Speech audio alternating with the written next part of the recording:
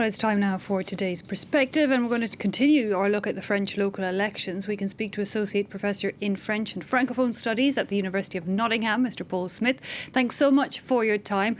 Mr. Smith, if I can start by asking you, the far right there, failing to take a region. Analysts seem divided on just how big a loss this is for the party. How do you see it? I see it as a very big loss. This is the second election in a row. We had municipal elections last year in which Le Pen's party has done very poorly.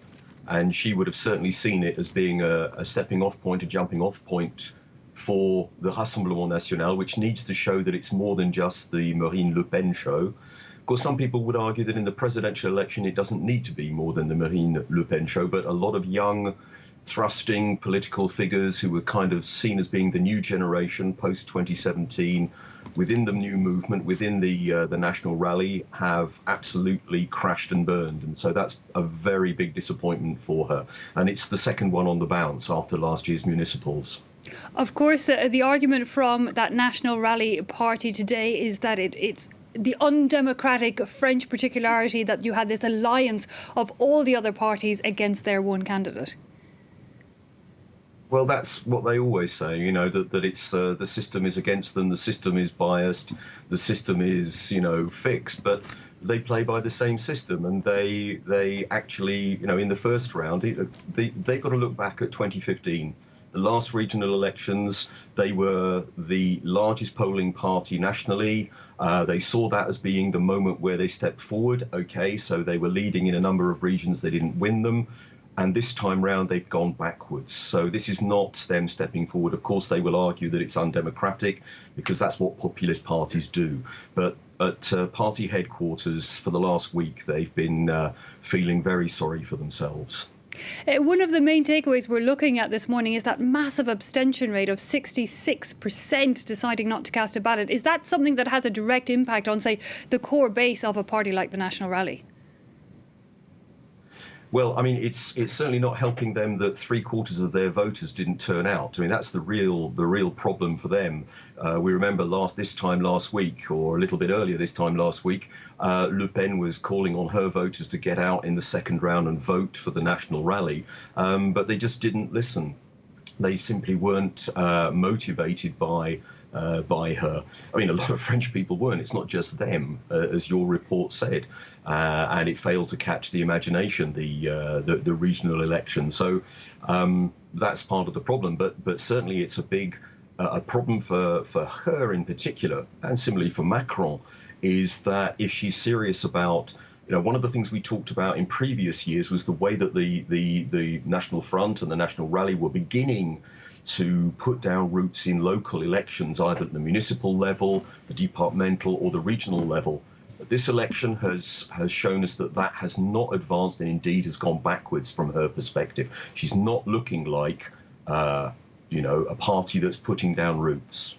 But then, of course, when you look at the party of President Emmanuel Macron, it has absolutely no roots either across the country in these local or regional levels.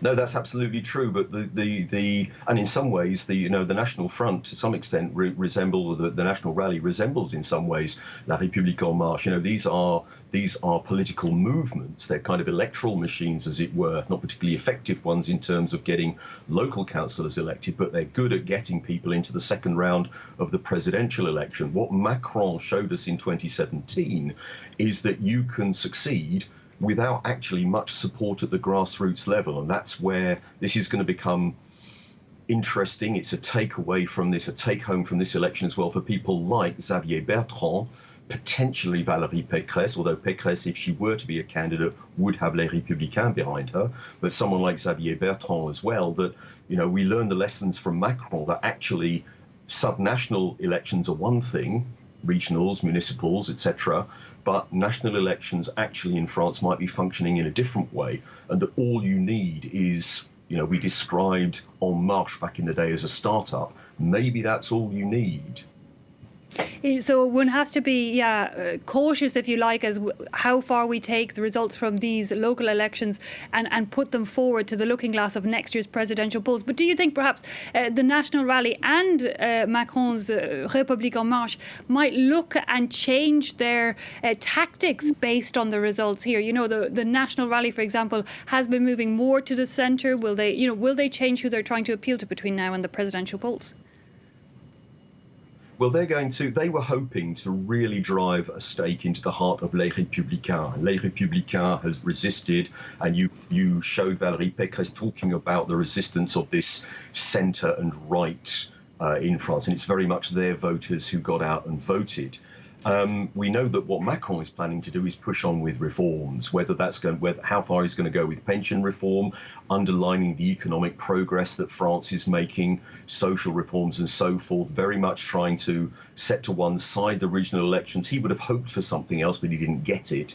So, today he's back out in Douai talking about a new factory that's being opened there and emphasizing the degree to which France has become attractive to investors and so forth. So he will, in a sense, try to sidestep this by being, showing the government as dynamic, bringing France out of the crisis that's been caused by the pandemic. I suspect that Le Pen will have a moment of introspection. I don't think she's necessarily going to try and shift towards the centre. But we'll have to wait and see what happens there. And in many ways, even Les Républicains that seem to have come out of this really well, they will still be asking themselves about, OK, we did really well, but why? Which bit of what we did was good? And how do we move that forward? So there's still a lot of uncertainty about the way ahead. But the one person who will be pushing on with his current programme, linking it to bringing France out of the crisis, will be Macron. Indeed, and in the position to do so. One wonders, we're just over a year from presidential elections in France. Is there time for, some sort of massive shake-up and, another new Macron, if you like, to emerge? I don't think there'll be a new Macron. We can, unless it's from the left. And that's the one big question mark. You talked about how the regional map remains the same. Does the left have a potential candidate? Can the left unite itself? The answer to that question is, how long is a piece of string? Is Anne Hidalgo a potential candidate? Is Mélenchon does he have the potential to bring the left together? But is there somebody who's going to emerge completely out of left field in the same way as Macron? That seems unlikely. But is there a third candidate, for example, or even a fourth candidate who can challenge this idea that 2022 will just be 2017 all over again? Well, Xavier Bertrand, with his result in the Hauts-de-France, and that kind of confirms his determination to stand as a candidate. His problem is that he's no longer in Les Républicains, so their problem will be, well, are we going to put ourselves behind Xavier Bertrand? Are we going to hold our own primaries? Bertrand says he's not going to do that, so there won't be surprise candidates, I don't think, but if there is going to be an unexpected candidate, it might be someone emerging from the left who might be able to bring that together. Because let's remember, we're looking for a candidate who can get 21% of the vote this time next year to go through to the second round. That's the ballpark we're in. 2017 showed us that you need to get 20% plus 1 or 2% of the vote, and then you're into the second round. Indeed, just a fifth of the population. Mr. Paul Smith of the University of Nottingham, thanks so much for bringing us your time and analysis on these local elections here in France.